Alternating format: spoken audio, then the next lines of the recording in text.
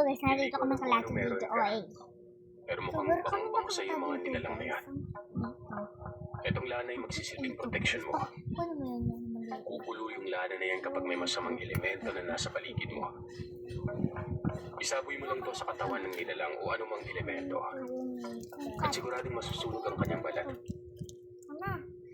Kailangan na natin maghiwalay ng landas na tatahakin. Mag-ingat ka. Balang araw baka magkita ulit tayong muli.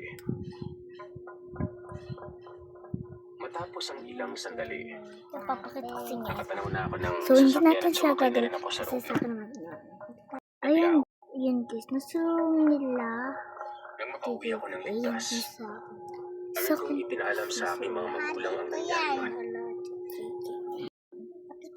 Pero iningatan at binaon ko saan man ako magpunta. Ang langis na binigay niya sa akin at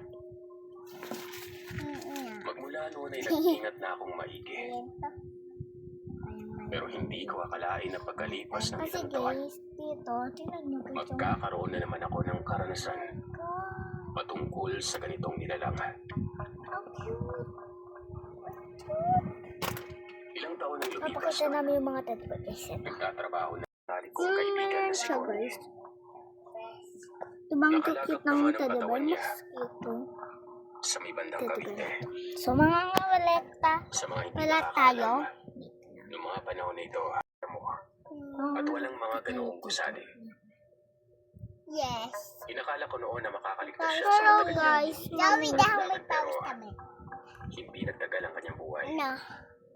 So, magpapagtinda kami Ilang araw bago to siya the dinala sa isang funeral house, ay So, dumalaw ako una, sa lamay niya. ayos na Napakaraming okay tao namin. noon. Napansin ko na talagang maraming nagmamahal sa kanya. Agad naman akong nakita ng kanyang mga magulang at kapatid kaya nakipagkwentuhan ako sa kanila. Ito na guys, matapos yan.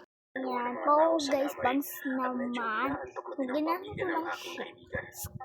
Na nabukaw ang atensyon ko sa kanya. So, magpupunas naman Kaya kami ng napansin ko na palipat-lipat siya ng pwesto. Na para bang Pupunas na talaga siya. So, kakaiba siya aayusin lang gumalaw. namin yung bangs namin. Pero nakatitig lamang So, siya sa kabaho. pupunasan namin yung mga bangs natin. So, tapos Sandaling nagpaalam sa akin ng mga kapatid ni Connie at nagtungo sila sa may kusina para kumuha ng mga biskwit at magtimpla ng kape. Nakita ko rin na nagsipagtayuan na ang tatlong kalalakihan kaya naman lalo akong nagmatsyag sa matandang babae na yon. Nakakasigurado akong hindi ka mag-anak ni Connie yon. Kilala ko ang mga kamag-anak wait lang, niya. di magme-makeup kami. Puti-puti lang yun, di ba? Sa madaling salita, Yan. kitang-kita ko na Hindi pa kasi parang nagme-makeup si napapaliw ang nanay. mata Pero niya. naglilinis siya konti, di ba? May hindi din ako maintindihan sa Ang ibang cute na parte kay... ng kanyang katawan. Cute yan. Ay, wala pa. Parang may parte na babalahibo. Masita pa. Walang ano-ano ay tumayo ito. Bye! See you next Walang to. pag-aalinlangan Bye!